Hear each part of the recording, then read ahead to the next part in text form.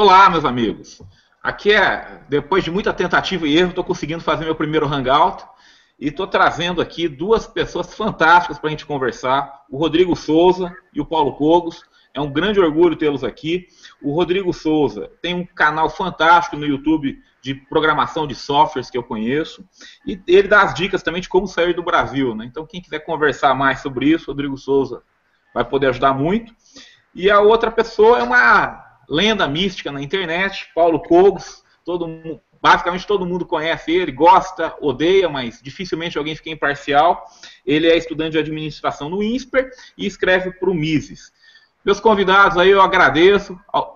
Querem falar alguma coisa aí na abertura? Eu quero agradecer o convite e eu gosto muito dos seus vídeos, gosto muito dos seus comentários e você é uma grande figura aí do liberalismo, do movimento. Obrigado. Também quero agradecer o convite para falar que eu não ensino ninguém a programar software, não. Eu ensino mesmo a sair do Brasil mesmo, para quem não está muito satisfeito aí com com o governo, né? Daí que, né?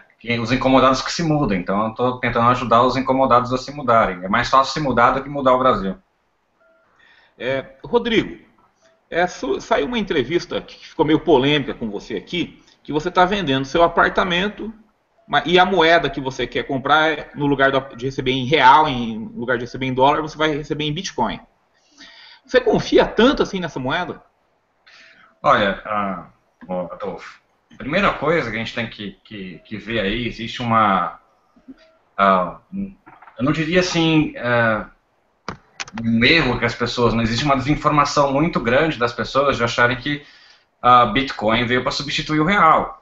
Na verdade, assim, Bitcoin se comporta como moeda, ele cheira como moeda, mas ele atualmente ele não não pode ser considerado muito bem uma moeda. Eu até falei isso para a mulher, uma coisa. O Bitcoin hoje é um meio de pagamento. Aliás, se as pessoas forem ler o paper original do Satoshi Nakamoto, você vai ver que a primeira frase que ele fala no paper original dele, que o Bitcoin é um meio de enviar pagamentos online sem a necessidade de uma terceira parte, sem a necessidade de um banco ou de uma autoridade central. Então, nada mais é do que isso que é o Bitcoin, e é isso que a gente vê hoje, né? Então, quando as pessoas perguntam para mim, você confia tanto no Bitcoin? Olha, confio sim, porque eu sei que quando você mandar o Bitcoin daí do Brasil, eu sei que em 10 minutos eu vou receber ele aqui. Em menos de 10 minutos eu já vou receber instantâneo, só não vou ter confirmado. Eu sei que eu vou ter a confirmação, 10 minutos eu vou ter uma confirmação, em 1 hora vai estar todas as confirmações, eu sei que chega instantâneo, eu sei que ninguém vai conseguir roubar esse Bitcoin no meio do caminho. Então, nesse fato, considerando o fato de que ele é só um meio de você transmitir o valor aí do Brasil para o Irã, por exemplo, que é fechado, eu sei que o valor vai ser transmitido sem a necessidade de uma terceira parte, que é isso que é o Bitcoin original, a proposta do Bitcoin, tá? E aí você fala, mas eu acredito que a tua pergunta seja se eu confio no quê? No valor do Bitcoin, na variação do Bitcoin, porque todo mundo vê que o Bitcoin varia, né? E tá correto, ele varia mesmo. Se você olhar hoje, a volatilidade que tem hoje, e comparar com a volatilidade que tinha logo nos primórdios, quando ele lançou, você vai ver que, apesar de hoje a volatilidade dele ser alta, quando você voltar a 2 anos atrás, você vai ver uma volatilidade muito imensa. O Bitcoin chegava a variar 300% num dia.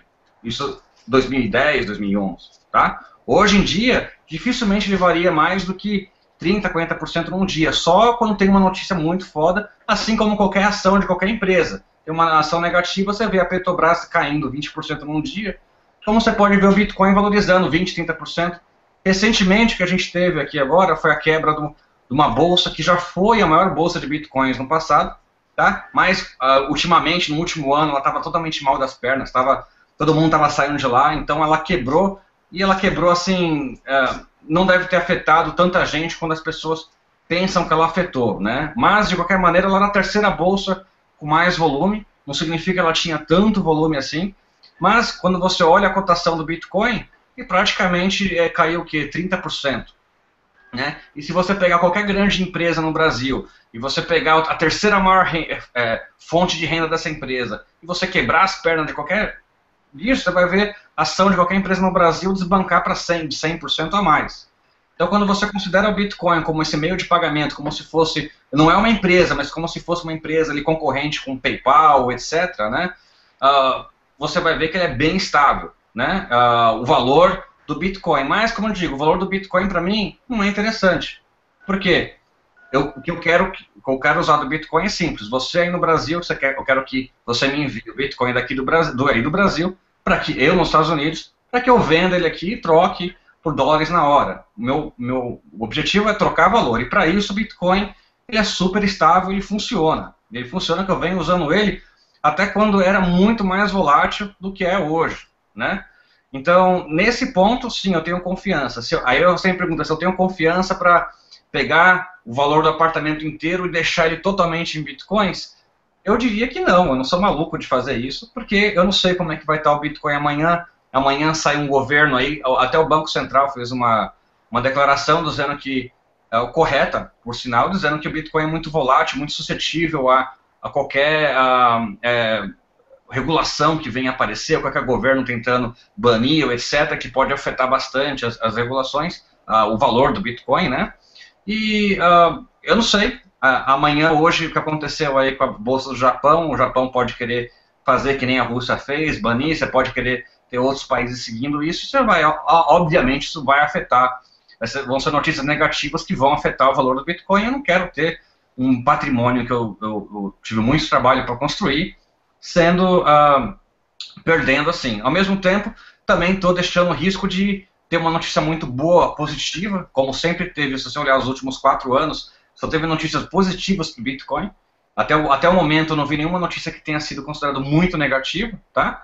E você vê que eu também estou deixando de perder o risco do Bitcoin valorizar maluco, como ele tem valorizado ultimamente.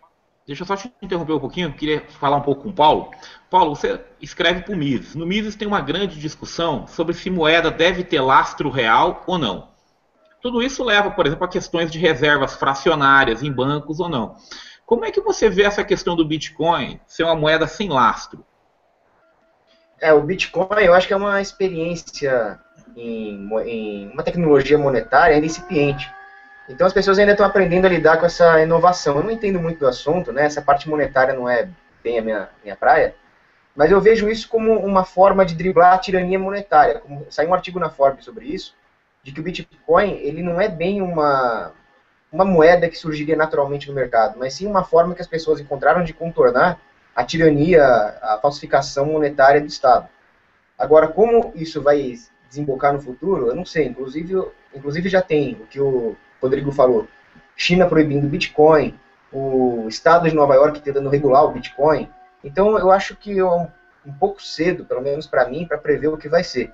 O fato dela ser sem lastro também é estranho, porque se você pegar o teorema da regressão do Mises, o Menger, você vai ver que uma característica natural de uma moeda é ter lastro. No caso do Bitcoin, não. Então eu acho que no futuro, uma moeda que aparecesse naturalmente no mercado desimpedido teria que ter algum lastro. No momento, eu acho que o Bitcoin é o que o Rodrigo falou, é uma forma de se fazer uma transação, mas eu não vejo ela como um arranjo final de uma moeda, né? De uma moeda que ganhasse uma competição de mercado.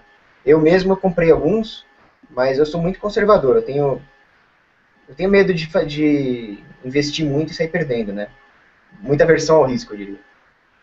Perfeito. Vamos passar aqui para um assunto um pouco diferente. Liberação das drogas. Paulo Cogos, até onde eu sei, tudo que eu vejo de você, você é um defensor da liberação das drogas. Um argumento que eu sempre ouço, apesar de não concordar com ele, é a questão de que hoje as Farcs dominariam esse mercado. Eu acho até que elas não dominariam, mas o fato é que você tem vários bandidos muito armados, e eles não vão virar legalizados do dia para a noite. Como é que você acha que esse ajuste se daria? Bom, nós podemos pegar um exemplo histórico, que é a transformação das máfias, do Al Capone. Como é que houve uma transição desse arranjo de máfias para um arranjo onde a bebida é uma coisa considerada normal? Que foi quando acabou a lei seca. Se liberassem as drogas, se entrasse concorrência no mercado, a polícia do Estado, que apesar de ser ineficiente, porque ela é um monopólio socialista, ela vai dentro de certos limites estabeleceu uma estrutura de proteção. É claro que ela não é perfeita, está muito longe de ser eficiente. Mas os bandidos iam acabar indo ou para outras áreas, ou acabariam absorvidos no próprio sistema. Porque se você pegar, por exemplo, um PCC, Comando Vermelho, a maioria dos que está lá são soldados rasos, são fogueteiros, são aviõezinhos.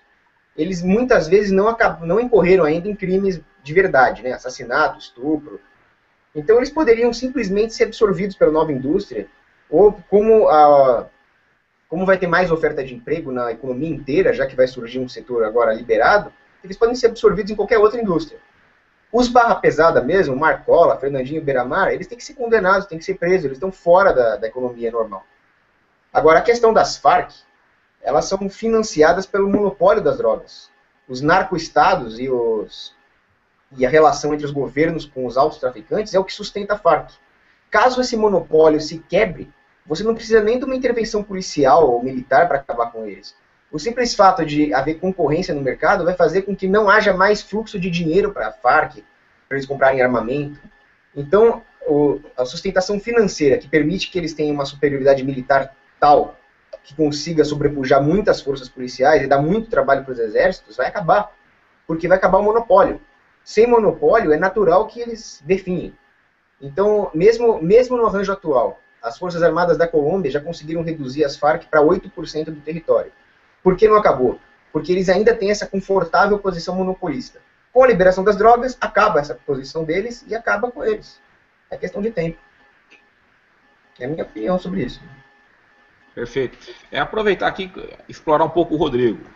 A rigor eu também não gosto muito desse argumento das Farc, não. O argumento que eu realmente defendo um pouco mais, e eu vou perguntar para o Rodrigo, se o Paulo quiser comentar depois, fique à vontade. É a questão de estabilidade moral da sociedade. Então a maior parte das trocas são feitas sem contrato. Então é importante você ter um ambiente de confiança. Na minha opinião, e eu posso estar errado, claro, as drogas minam boa parte de entidades familiares e de confiança no mercado. Rodrigo, você acha que as drogas elas causam esse dano tão grande na moral, nas relações do mercado, que justifiquem uma intervenção, uma proibição das drogas? Olha, o que eu acho, eu não sei, porque é achar, né? Eu teria que olhar mesmo provas empíricas que mostram que as drogas realmente fazem isso. Né? Quando você olha, por exemplo, o caso do álcool, né? Quando o álcool, será que o álcool faz isso? Né? Porque o álcool, se você considerar em termos de dependência, em termos de dependência química e de mal que fazem as pessoas, os alcoólatras, de quantas pessoas ficam realmente viciadas e tudo, você vai ver que o álcool, eu não sei, o álcool, eu pergunto para você, Adolfo, o álcool, ele causa as pessoas desconfiarem uma das outras? Uma pergunta que eu faço para você, respondo você uma pergunta. Acho que não, acho que o álcool não causa esse mal tão grande não. Então se o álcool não causa esse mal tão grande, por que outras drogas menos nocivas que o álcool causariam? Isso que é a pergunta que eu acho que... Tá acabando aqui a bateria do meu computador. Tá acabando aqui a bateria, deixa eu correr aqui pra colocar o fio. Vai falando aí que eu tô te ouvindo. Seu PC tá... Bom, enfim, o que eu responderia dessa maneira, ver como álcool. Além do que, eu não estou em busca de uma sociedade perfeita. Eu aceito que as pessoas tenham liberdade, inclusive, para quebrar a cara delas. Ou seja, a questão é, será que banir as drogas, da mesma maneira como o álcool foi banido, será que isso traz benefícios para a sociedade? Né? Você cercear a liberdade das pessoas, criar esse mercado negro, né? Será que isso traz benefícios, gera confiança na sociedade? Né? Gera esse moralismo, será que acaba sendo benéfico? Eu não sei. Eu acredito que se você deixar as pessoas fazerem o que elas bem entenderem, contanto que elas não causem mal ao próximo, no caso, uma pessoa que queira fumar o cigarrinho dela ou cheirar o pozinho dela, não está causando mal a ninguém, não tem problema. O problema é quando ela começa a interferir na liberdade dos outros, da mesma maneira como o alcoólatra interfere na liberdade dos outros quando ele bebe um pouco mais e bate na esposa, por exemplo. Né? Eu acredito que quando você compara os níveis de dependência, níveis de agressividade que as pessoas têm, principalmente na maconha, por exemplo, eu vejo que o álcool é muito pior do que a maconha. Né? Então eu não creio que baseado, né, nesses, não nesse meu achismo, mas baseado nessas provas empíricas que eu tenho, assim, ao meu dispor, não é um assunto que eu não analisei muito a fundo, eu acredito que não minaria as bases morais da sociedade. Ao mesmo tempo, não significa que eu seja um antimoralista, né? Mas eu acho que o máximo que eu posso dissertar é até aí, eu não saberia ir muito a fundo nesse assunto, né? Se a minha opinião pessoal é simples. Se a pessoa quer se matar, né, quer cometer um suicídio, qual mal tem? É a vida dela, né? É ela que está... Você é dono da sua própria vida, né? Mas, basicamente, eu concordo com você num ponto de que uma sociedade onde não exista confiança entre as pessoas, e a confiança não necessariamente vem da moral, mas sim do fato de você ter certeza que as coisas vão funcionar, ter certeza que a lei vai ser enforçada, você ter certeza que as coisas vão ser cumpridas, isso sim gera confiança, e não o fato das pessoas usarem droga, álcool ou qualquer outra coisa, entendeu? Acho que esse tipo de coisa ele não gera essa desconfiança, né? Porque o seu ponto principal de argumentação, que é a desconfiança, façam que as pessoas geram mais burocracia e mais ineficiência no sistema.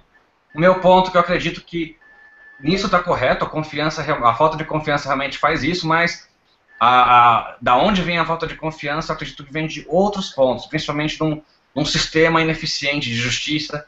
Você não tem a confiança, por exemplo, quando você citou no seu vídeo que aqui nos Estados Unidos as pessoas fazem muitos acordos, compram um carro ali, tudo baseado na confiança. Eu acredito que a confiança maior é o fato de que se alguém tentar passar a perna nelas, vai responder na justiça, né? A justiça, aqui no caso, ela vai funcionar muito mais eficiente que no Brasil, e aí nesse caso a palavra da pessoa vale mais, como você tem instituições mais eficientes. E eu não acredito que o Estado seja uma instituição eficiente, mais eficiente do que instituições privadas. Então acho que tem mais a ver com isso do que com moralismo, com bases morais. Mas é a minha opinião e nós podemos discordar normalmente. Vou aproveitar aqui e perguntar um pouco mais uma coisa rapidinha. Eu quero fazer a pergunta para você, Paulo. O Uruguai e o estado do Colorado, nos Estados Unidos, liberaram a maconha agora. O Uruguai liberou a maconha e o estado do Colorado também. Você acha que a maneira que eles estão fazendo isso vai funcionar? Não, definitivamente não.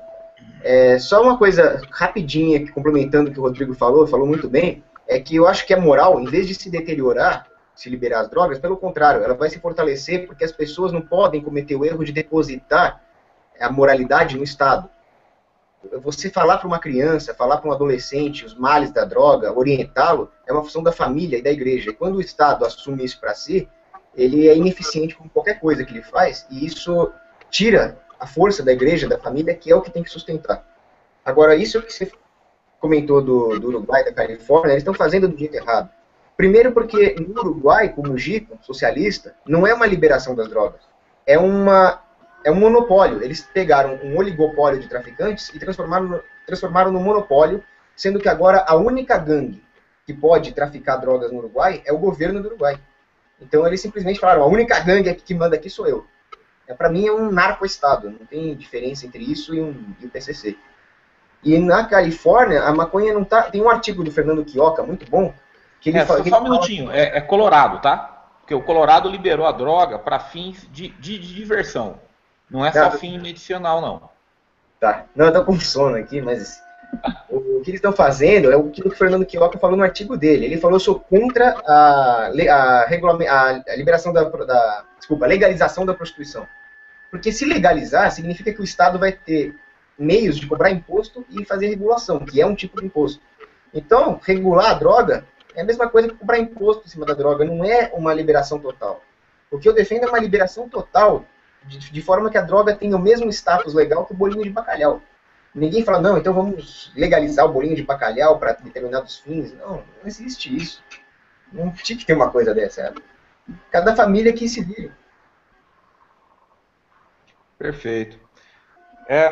Eu queria só passar para mais um assunto aqui, que é liberdade de expressão. O que aconteceu recentemente com Olavo de Carvalho, que tiram a página dele do ar, e provavelmente já acontece com outras páginas também. Isso é algo que está passando pela cabeça de vocês? Vocês têm medo de receber discriminação nas ruas? Então, eu falo o seguinte, amanhã ou depois você vai querer um emprego no Brasil, você vai fazer alguma coisa aqui, você acha que você vai ser punido pela defesa das ideias de liberdade? Começando com você, Rodrigo. Bem, eu não pretendo voltar para o Brasil, então eu não saberia, né, responder isso, mas meu ponto para a liberdade de expressão é o seguinte, qual que é a alternativa? A liberdade de expressão ela só serve para quê? Para você pegar e tentar influenciar as outras pessoas da sua ideia. Não interessa como você vai fazer, você pode até tentar manipular as outras pessoas, que eu acho um termo muito errado, manipular, você está tentando influenciar o próximo, tá? Para você tentar convencer de algum ideal seu, para convencer que as pessoas façam alguma coisa. Quando você é impedido de exercer seu direito de influenciar o próximo, né? Qual que é a sua alternativa para influenciar o próximo? As pessoas não vão ficar caladas, elas vão tentar influenciar o próximo de outra maneira, e provavelmente de maneiras muito piores do que o uso da palavra, provavelmente com o uso da força, com o uso de táticas muito mais sujas, né? Táticas que vão tentar... Além disso, quando você cerceia a liberdade de expressão, você está cerceando que o mercado de ideias. Significa que você vai ter uma ideia dominante, e essa ideia dominante é uma coisa muito problemática para a sociedade, porque você não começa a não ter críticas. Eu não estou só reclamando, eu não acredito que só o fato aí do Facebook tá fazendo isso. O Facebook está no direito dele de ir lá e apagar as páginas que ele não considera que estejam de acordo com as políticas dele, entendeu? Se ele está fazendo isso de uma maneira ineficiente, como ele aparenta estar, o que vai acontecer está só criando espaço, oportunidade para as pessoas pegarem e migrarem para outras redes sociais. Então quem vai perder com isso é o Facebook. Ele está no jeito dele de fazer o que ele quiser. O meu ponto maior não é o Facebook, porque o Facebook ele não vai calar a boca do Olavo. Muito pelo contrário, vai atrair mais pessoas ainda para o lado. Meu ponto maior é o fato do governo, principalmente políticos, né, deles cercearem a liberdade de expressão com processos, com medidas coercitivas contra as pessoas no YouTube, ou contra as próprias pessoas mesmo no Facebook.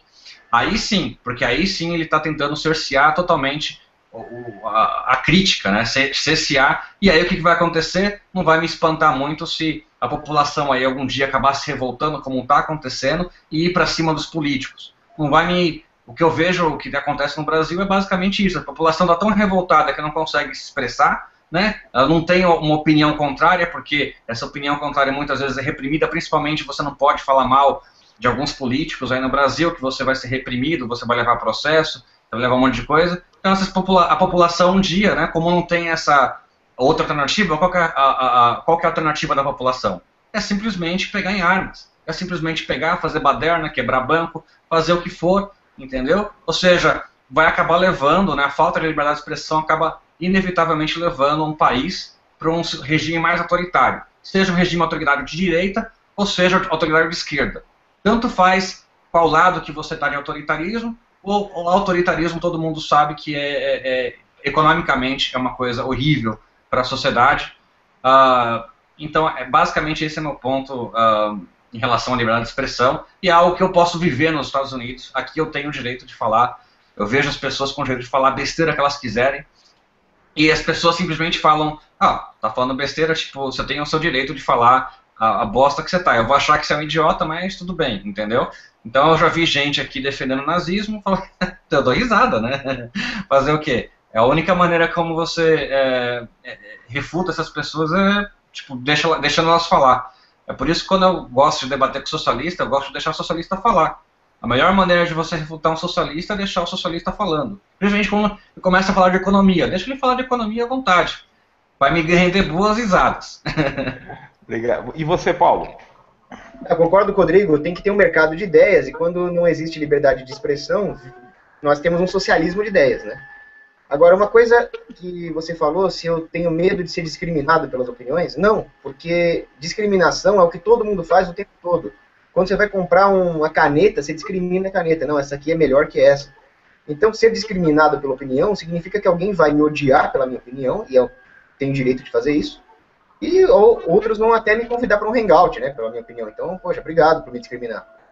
Então, a pessoa que tem a sua ideia, a sua convicção, ela não tem que ter medo da competição. Pelo contrário, ela tem que ter aquele espírito da universidade medieval, que é ter um debate de ideias, e você não está lá para impor a sua, você está lá para descobrir a verdade junto com os outros. Né? Agora, aos governos interessa muito acabar com a liberdade de expressão. Primeiro porque o governo, o Estado, né, como instituição, ele vive da mentira. Da competição de ideias, brota a verdade. E a verdade é a maior ameaça ao Estado. O Estado, ele se alimenta da mentira.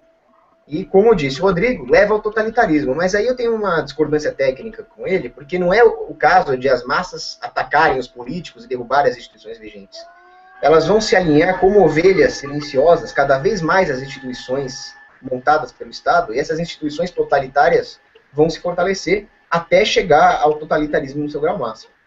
Então, acabar com a liberdade de expressão é uma das coisas mais perigosas que existem. Ela serve justamente para você poder falar aquilo que as pessoas não querem ouvir. Porque se for para falar o que você quer ouvir, não precisa ter liberdade de expressão, né? É isso. Excelente. Bom, vamos para finalizar agora, que eu gostaria de dividir com vocês uma angústia e gostaria que vocês respondessem o que pensam e depois já se despedissem já para a gente poder ir dormir também, que está tarde.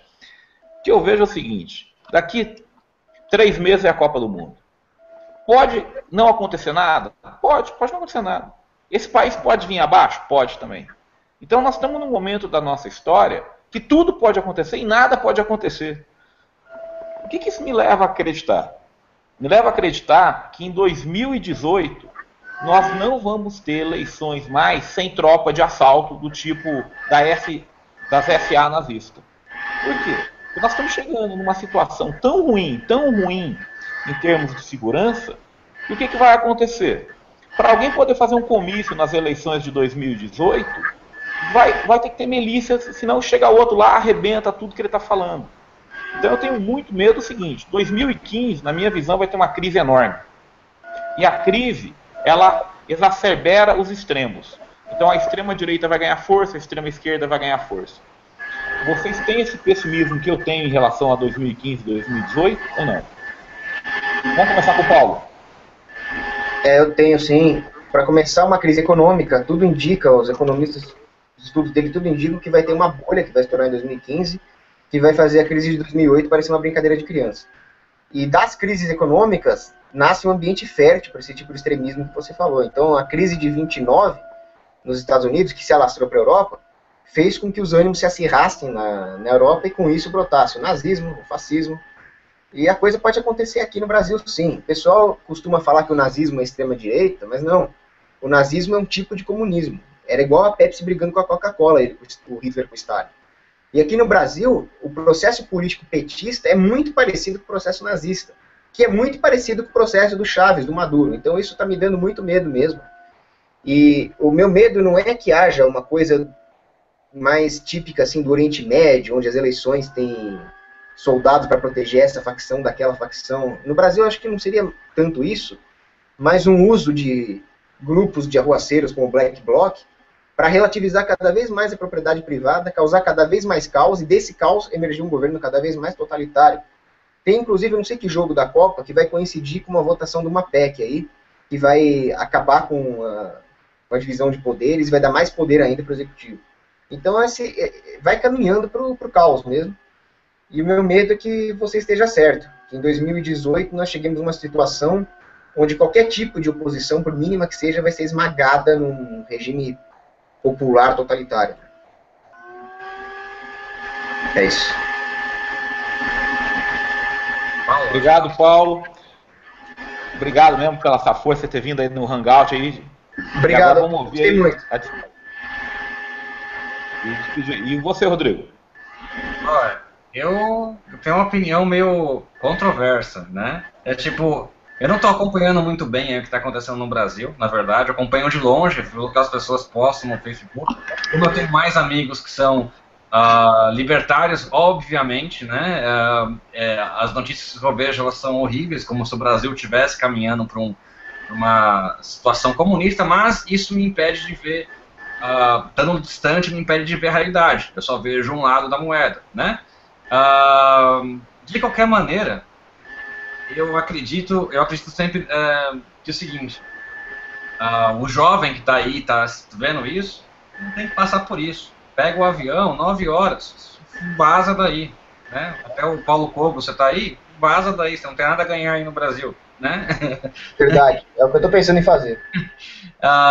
Infelizmente, esse tipo de coisa é ruim para o Brasil, porque o Brasil acaba perdendo o capital mais valioso, que não é o capital, não é o dinheiro que o Paulo Cogos tem, mas sim a capacidade de dinheiro que o Cogos terá a capacidade de fazer no futuro. Acaba perdendo aqui os cérebros. O Japão, por exemplo, ele não é desenvolvido porque tem recursos lá. Ele é desenvolvido porque tem cérebros, tem pessoas que sabem pegar matéria-prima e transformar em coisas que as pessoas querem consumir, né? E eu acredito que o Brasil, não só agora, mas sempre teve perdendo o cérebro, né? Desde quando eu era criança, eu sempre via as pessoas que quem era bem era quem tinha um parente fora do Brasil, né? E isso sempre me incentivou a querer sair. Então, acredito que o Brasil vai continuar perdendo o cérebro, independente de direita ganhar ou esquerda ganhar, né?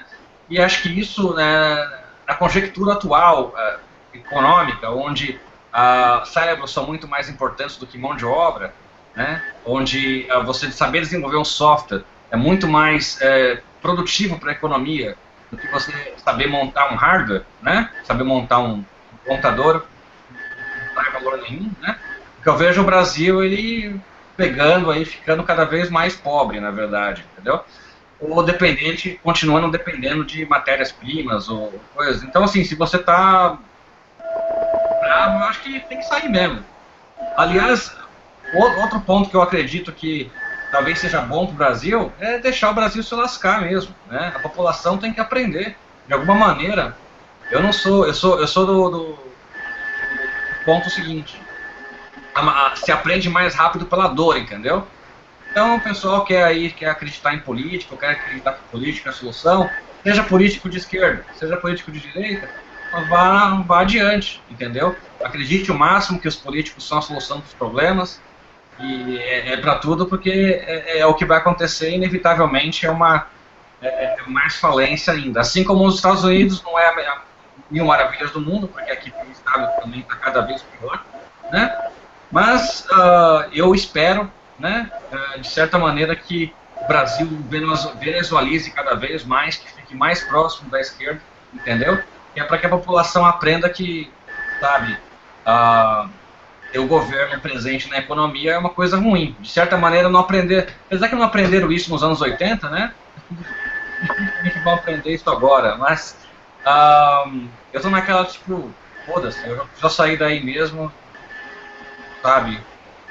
Se alguém quiser sair, eu puder ajudar, tamo aí, entendeu? Mas eu não consigo prever o que vai acontecer no Brasil em 2015, 2016. Eu não tenho a menor noção. Eu espero que o PT ganhe mais, né? Que o PT consiga realmente ganhar maioria no Congresso, que ele consiga ter uma maioria ampla, que ele não precisa mais se aliar ao depender de favor dos políticos da oposição, para que ele consiga fazer as mudanças que o Brasil precisa para se fuder mais rapidamente. Então, esse é meu desejo. Eu desejo que todos vocês aí no Brasil se explodam, né? Eu espero sair, né?